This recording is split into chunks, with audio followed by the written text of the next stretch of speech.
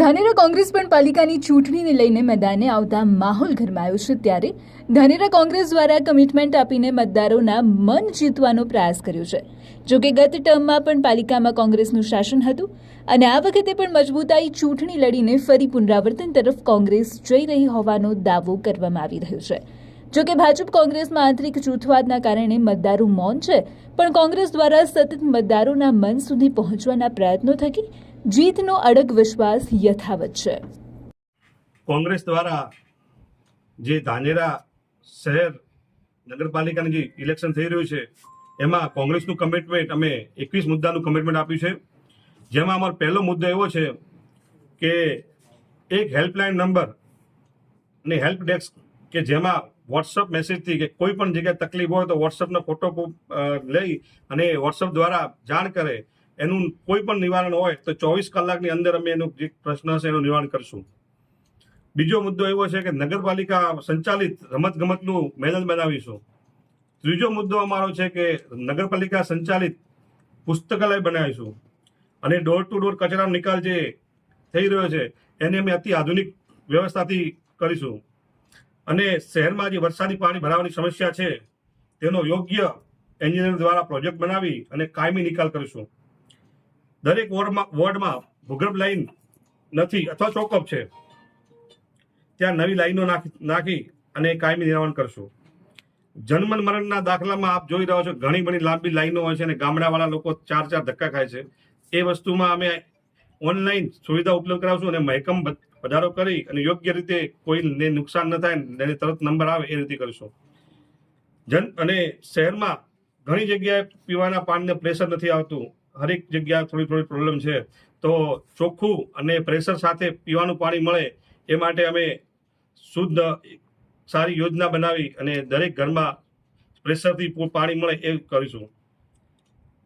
ગાયત્રી મંદિર વિસ્તારમાં જે ગાયત્રી મંદિરના સિવાયની એની ઘણી બધી જગ્યાઓ પડી છે, ત્યાં બાલવાટિકા અને સિનિયર સિટીઝન પાર્ક બનાવીશું. આપણે એવી ધાનેરામાં એવી કોઈ જગ્યા નથી કે દાદો ને પોત્રો કોઈ એક જગ્યાએ બેસીને સમય પસાર કરી શકે, તો આપણે એ વિકાસ કરશું. વોર્ડ નંબર 6 અને 7માં જે આ પુલથી પેલી બાજુમાં કોઈ સરકારી સ્કૂલ નથી, વોર્ડ નંબર 6 અને 7માં કોઈ સરકારી સ્કૂલ નથી, ત્યાં અમે સરકારી સ્કૂલની માંગણી કરીને કાર્યરત કરશું. ટ્રાફિક સમસ્યાનો ઉકેલ કરવા માટે અલગ અલગ જગ્યાએ પાર્કિંગ ઝોન બનાવીશું, જેથી વાહનો આડાવાળા પડીને ટ્રાફિક સમસ્યા ઊભી ન થાય. રખડતા ઢોરનો જે ત્રાસ છે એને મુક્ત માટે અમે એની વ્યવસ્થિત યોજના કરી અને પશુઓને ઢોરવાડામાં પૂરશું. વોર્ડ નંબર 7માં Vrindavan society, Jalaram society, Vivekanand society, Tirupati society, Mamajinagar, Madhusudan park જેવી ઘણી સોસાયટીમાં ભૂગર્ભ ગટરની સમસ્યા છે. ત્યાં ભૂગર્ભ ગટરનું લાઈન નથી, વરસાદી પાણીની લાઈન નથી, તો ત્યાં અમે પમ્પિંગ સ્ટેશન અને ભૂગર્ભ ગટરની શુદ્ધ એકદમ વ્યવસ્થિત યોજના કરીશું. અને જ્યાં અત્યારે સ્ટ્રીટ લાઇટોની વ્યવસ્થા નથી ત્યાં સ્ટ્રીટ લાઇટો પણ કરીશું. દરેક વોર્ડમાં જ્યાં આંગણવાડીની ઘટ છે ત્યાં નવી આંગણવાડી કાર્યરત કરીશું. દરેક સોસાયટીમાં જે કોમન પ્લોટ હોય અને સોસાયટીવાળા એગ્રી કરતા હોય તો ત્યાં બાળ ક્રીડાગણ બનાવીશું. દરેક ધાર્મિક સ્થળોનો વિકાસ કરશું અને દરેક ધાર્મિક સ્થળો પર એક પર્યટન સ્થળ તરીકે વિકાસ થાય એવી એક યોગ્ય જગ્યા કરીશું.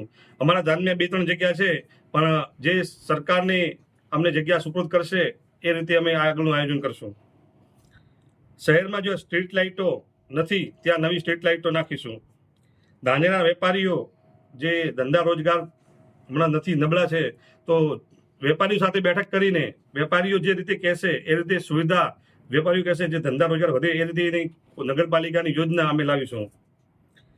ધાનેરા અંદર આદિવાસી સમાજ છે તો આદિવાસી સમાજ માટે બિરસા મુંડા અને માળી સમાજ માટે જ્યોતિબા ફૂલે, એટલે એ દરેક સમાજના આગેવાનો છે, પૂજ્ય તુલ્ય છે, પણ એ જે સમાજ વધારે પડતા માને છે એમના માટે 2 પ્રતિમાઓ મૂકીશું. સીમાડા રસ્તા જે હવે ઘણી બધી વસ્તી ગામડા ખેતરમાં રહે છે, તો અમુક ઇન્ટરનલ ડોક જે સિસ્ટમ હોય જે રોડને જોડતા હોય ત્યાં અમે નવા રોડ બનાવીશું. સર્વિસ રોડમાં જે તકલીફ પડે છે એ સર્વિસ રોડની કાયમી નિકાલ માટે પ્રયત્ન કરશું. આ અમારો 21 મુદ્દાનો કાર્યક્રમ છે અને એના સિવાય પણ અમને પ્રજા જોડે જઈએ છીએ, પ્રજા અમને જે પણ કામ કરશે અમે 110% અમે એનું નિવારણ કરીશું. બીજું વાત